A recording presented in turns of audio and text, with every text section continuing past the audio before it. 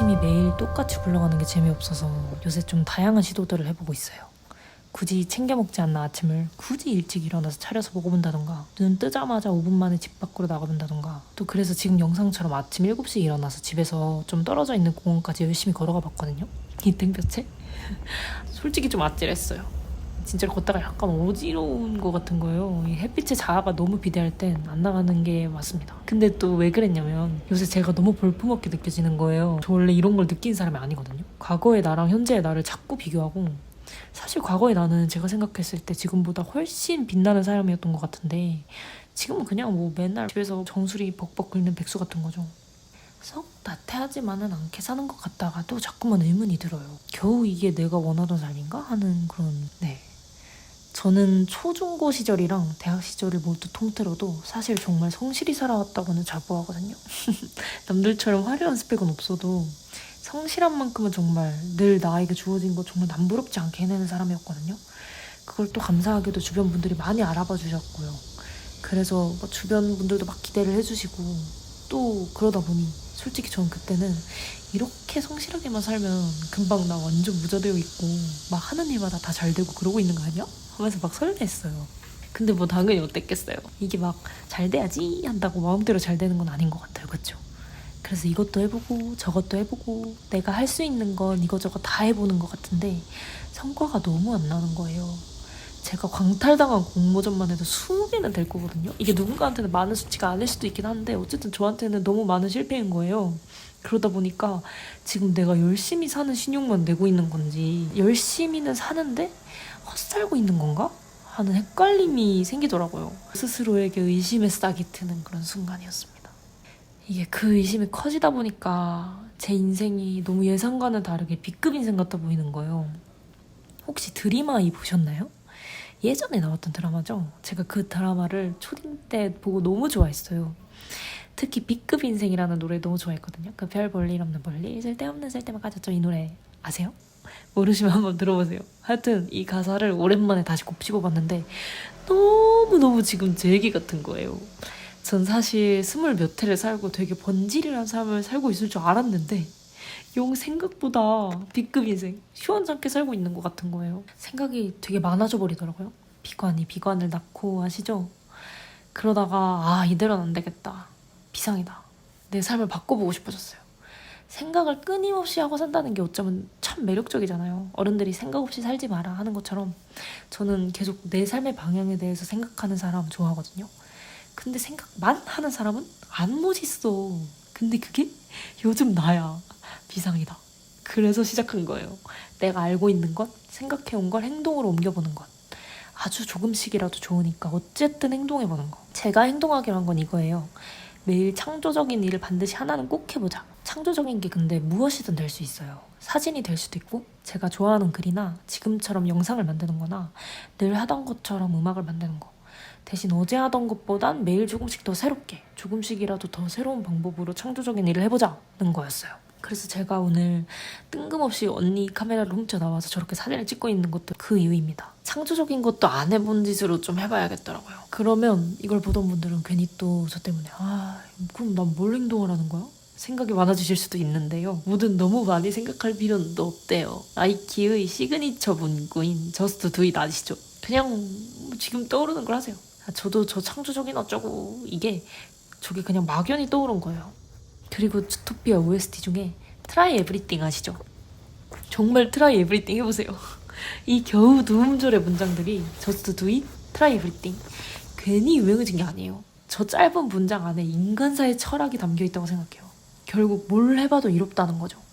왜냐면 인간이라면 나에게 해로운 행동을 절대 안 해요. 남을 해치는 일이 아니라면 뭔 일이든 결국엔 나에게 경험치가 될 거라는 거죠. 그렇다고 너무 아무 일이나 하면 안 되는 거 아니냐 생각하실 수도 있는데, 극단적으로 내가 하던 거 다 집어치우고 아무거나 시작한다 이런 뉘앙스는 아니고, 나의 삶은 지켜나가면서 그 사이에 떠오르는 그 무언가를 해보시라는 거죠. 사람의 뇌가 뭐든 이어서 생각을 할 수 있게 되어 있어서 뭔가를 했을 때 다음에 할 행동이 연쇄적으로 생각이 난대요. 설령 그 두 가지 행동이 전혀 연관이 없어도 자연스럽게 떠오르게 되어 있대요. 그러니까 난 정말 그럴싸한 일을 해야 해. 날 성공시킬 수 있는 일만, 멋진 일만 할 거야 하고 하루 종일 생각하고 있지만 마시고, 뜬금없이 생각나는 거라도 좋으니까 뭔가를 하세요. 그 뜬금없는 행동에서 내가 멋지게 바뀔 수 있는 다음 행동이 언젠간 반드시 떠오를 거예요. 저희 언니가 그 영화평론가 이동진 선생님 정말 좋아해요. 웃기지만 저희 언니가 좋아하는 분이 되시려면 엄청 까다롭거든요. 근데 그분은 그린 작품 구리다 라고 솔직히 말해주시는 분이라 너무 신뢰가 간다고 하더라고요. 그분께서 너무 마음에 남는 말을 해주신 게 있어요. 인생은 전반적으로는 되는 대로, 하루하루는 열심히 살면 된다고 하시더라고요. 당연히 숲을 봐야지만 나무 하나하나를 들여다보면서 가꾸는 것도 정말 중요한 것 같아요. 건실한 나무 없이 숲의 설계도만 하루 종일 그리고 걱정하고 있으면 생길 숲도 안 생길 거 아니에요. 저는 원래 곡을 쓰는 사람이에요. 작곡을 전공하기도 했고요. 근데 매일 하던 일, 그러니까 저한테는 곡을 쓰는 일이라는 걸 매일 하다 보니까 어느새 이게 되게 매번 똑같은 것 같고 의미 없이 느껴지는 거예요. 나는 틀에 박힌 걸 싫어해서 창작을 하고 싶었던 건데 계속 똑같이 찍어내도 하고 있는 제가 결국 그대로 틀에 박혀 있는 것 같은 거예요. 여기서도 뭔가 잘못됐다를 느끼기도 했어요. 제가 음악을 동경하고 그걸 처음 배우기 시작했을 때 그 설렘이 지금은 되게 많이 희끗해진 것 같아요. 근데 이게 데자뷰 같았던 게 전에도 제가 맨날 하던 게 갑자기 무의미하게 느껴져서 딱 일주일만 완전 그 일과 멀어져서 딴 걸 해보자 하고 정말 그대로 실천했었던 적이 있거든요. 그때 뭔가 약속한 것처럼 일주일이 지나니까 마음이 너무 후련하고 다시 그게 귀신처럼 하고 싶어지는 거예요. 그래서 저는 곡 작업하던 프로젝트 과감히 덮었습니다. 이건 그때의 경험이 보내주는 신호다라고 생각했어요. 여러분도 그런 경험 있지 않으세요? 내가 너무 하고 싶다고 생각해서 시작한 건데 막상 해보니까 생각보다 나한테 막 그렇게 맞진 않네? 싶었던 적이요. 그런 마음을 겪다 보니까 저도 설마 이게 내 길이 아닌가? 내가 그렇게 오랜 시간을 공들여왔는데? 하는 생각도 들게 되나 봐요. 근데 누군가는 인생을 퍼즐에 비유해 주시더라고요. 만약에 우리 앞에 지금 퍼즐이 있어요. 얼추 몇 개는 맞춰져 있고 저기 빈틈이 보인다. 저 틈에 맞을 만한 조각? 난 이 조각이 마음에 드네 하고 그 틈에 갖다 대도 사실 단번에 그 퍼즐 맞추기가 힘들잖아요. 그래서 처음 집었던 조각을 다시 내려놓고 또 그 옆에 눈에 띄는 거 갖다 대도 보고 또 안 맞네? 그러면 또 다른 것도 해보고 그러다가 맞는 게 있으면 차곡차곡 끼워서 그림을 완성해 나가는 거죠. 이게 똑같대요.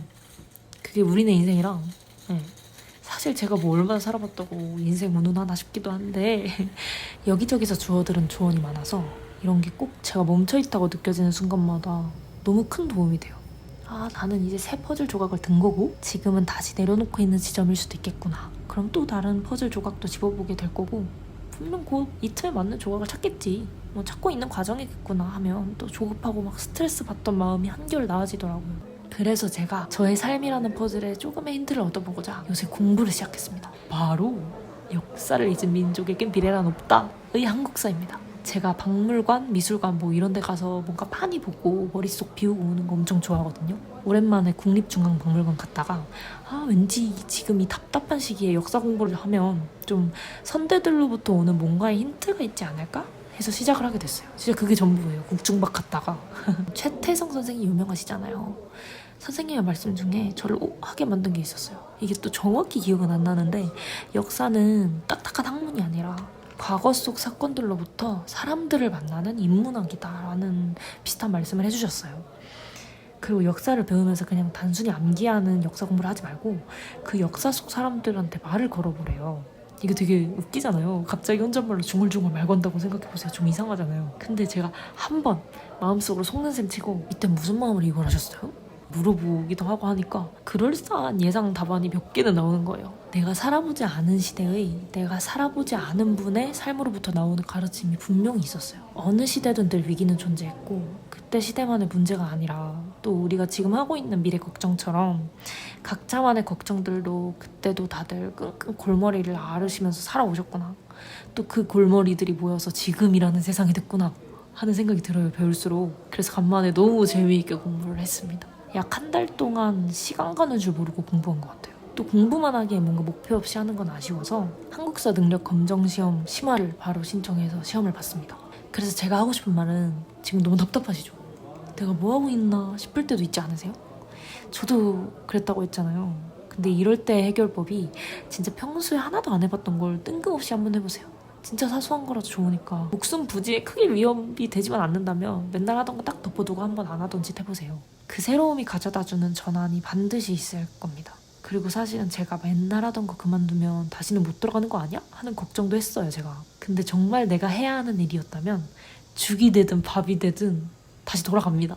그러더라고요. 그래서 이렇게 삶의 전환점을 내가 굳이 만들어주는 게 참 건강한 것 같아요. 제 두서없는 말들이 좀 도움이 되셨으려나 모르겠습니다. 제가 또 무모하게 시작한 한국사 공부와 시험 결과는 어떻게 됐는지 나중에 조만간 알려드릴게요. 뭘 하면서 살아가시든 괴로운 건 적당히 괴롭고 또 즐거운 건 최대한 많이 자주 즐거우시면 좋겠습니다. 봐주셔서 감사해요.